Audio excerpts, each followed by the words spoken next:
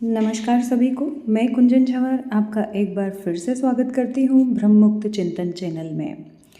हम चिंतन धारा बुक के ऑडियो सुन रहे हैं। ये बुक श्री वल्लभ जी माहेश्वरी जी के द्वारा लिखित है। आज आप जो ऑडियो सुनने वाले हैं वो विषय है श्रद्धा तथा विश्वास। विषय को शुरू करने से पहले आप सभी से निवेदन है कि चैनल को लाइक करें, शेयर करें एंड सब्सक्राइब करें। और विषय को सुनने के बाद आपके क्या विचार हैं वो कमेंट के द्वारा मुझे ज़रूर बताइए। तो चलिए हम विषय की शुरुआत करते हैं। श्रद्धा तथा विश्वास। श्रद्धा तथा विश्वास, इन दोनों शब्दों का उपयोग कुछ इस प्रकार से किया जाता है जैसे कि ये दोनों शब्द समान अर्थ वाले हों। वास्तव में दोनों शब्दों में काफ़ी बड़ा अंतर है। दोनों ही शब्द सकारात्मक हैं, परंतु ये अलग अलग स्तर के होने के कारण अलग अलग परिणाम प्राप्त कर सकते हैं। विश्वास भौतिक स्तर की तथा श्रद्धा आध्यात्मिक स्तर की भावना है। सांसारिक गतिविधियों के संचालन के लिए विश्वास अनिवार्य है और आध्यात्मिक उन्नति के लिए श्रद्धा अनिवार्य है। संसार की कोई भी गतिविधि बिना विश्वास किए नहीं चल सकती। इसलिए संसार में जीवन व्यतीत करने के लिए व्यक्ति को विश्वास करना ही पड़ता है, अर्थात यह भावना एक मजबूरी है। एक बार विश्वास टूटने या धोखा मिलने पर भी विश्वास करना ही पड़ता है। बिना विश्वास किए जीवन निर्वाह असंभव है, बिना श्रद्धा किए जीवन निर्वाह संभव है। परंतु आध्यात्मिक उन्नति संभव नहीं है। आध्यात्मिक उन्नति के बिना भी जीवन चल सकता है, भले ही कष्टपूर्ण ढंग से चले। इस कारण श्रद्धा के बिना जीवन व्यतीत किया जा सकता है। विश्वास किया जाता है परंतु श्रद्धा अपने आप हो जाती है। विश्वास शीघ्र हो जाता है और टूट भी सकता है, परंतु श्रद्धा धीरे धीरे होती है और टूट नहीं सकती। विश्वास में स्वार्थ की मिलावट होती है, परंतु श्रद्धा शुद्ध भावना है। विश्वास कम या अधिक मात्रा में हो सकता है, परंतु श्रद्धा पूर्ण होती है अथवा नहीं होती। विश्वास में स्वार्थ भावना कम होते होते जब शून्य हो जाती है तब उसे श्रद्धा कहते हैं, अर्थात विश्वास का शुद्धतम स्वरूप श्रद्धा है। श्रद्धा शुद्ध भावना होने के कारण ही आध्यात्मिक उन्नति में सहायक होती है।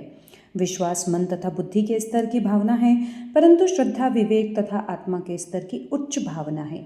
विश्वास सकारात्मक भावना अवश्य है, परंतु इसमें स्वार्थ की अशुद्धि होने के कारण यह कभी कभी नकारात्मक परिणाम भी प्राप्त करा सकती है। श्रद्धा शुद्ध भावना होने के कारण केवल सकारात्मक परिणाम ही प्राप्त कराती है। विश्वास द्विपक्षीय भावना है, अर्थात विश्वास करने वाले तथा जिस पर विश्वास किया जा रहा है, इन दोनों ही पक्षों के व्यवहार पर आधारित भावना है।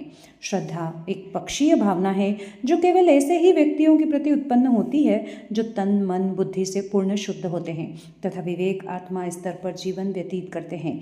वे व्यक्ति बहुत उच्च स्तर के विचारक तथा संपूर्ण मानव समाज के प्रति कल्याण की भावना रखने वाले महापुरुष अथवा संत पुरुष होते हैं। संत स्तर के व्यक्ति संसार में बहुत ही कम होते हैं। संतों की पहचान बताते हुए एक कवि ने कहा है, सब संतन की एक निशानी निर्मल मन और अमृत वाणी, अर्थात सभी संत पुरुषों की एक ही पहचान है, उनका मन पूर्ण रूप से शुद्ध होता है तथा उनके वचन पूरी मानव जाति के लिए अमृत के समान कल्याणकारी होते हैं। कबीर संतों को ईश्वर से भी ऊपर बताते हुए कहते हैं कि मन जब निर्मल हो गया जैसे गंगा नीर, पीछे पीछे हरि चले कहत कबीर कबीर, अर्थात जब व्यक्ति का मन गंगा जल की तरह पवित्र हो जाता है तब ऐसे महापुरुष के पीछे पीछे भगवान स्वयं चलते हैं। श्रद्धा ऐसे ही महान व्यक्तियों अथवा भगवान के प्रति ही होती है, इस कारण उसके टूटने का प्रश्न ही नहीं उठता। विश्वास के योग्य संसार में कई व्यक्ति मिल सकते हैं, परंतु श्रद्धा योग्य व्यक्ति बहुत ही कम होते हैं। संभव है व्यक्ति के पूरे जीवन में उसे श्रद्धा करने योग्य एक भी व्यक्ति ना मिले। विश्वास कम या अधिक समय के लिए हो सकता है, परंतु श्रद्धा यदि एक बार हो गई तो वह जीवन भर के लिए हो जाती है। जिन व्यक्तियों पर विश्वास होता है वे स्वयं से निम्न मानसिक तथा बौद्धिक स्तर के हो सकते हैं, परंतु श्रद्धा सदैव अपने से अत्यधिक उच्च स्तर के व्यक्ति के प्रति ही होती है।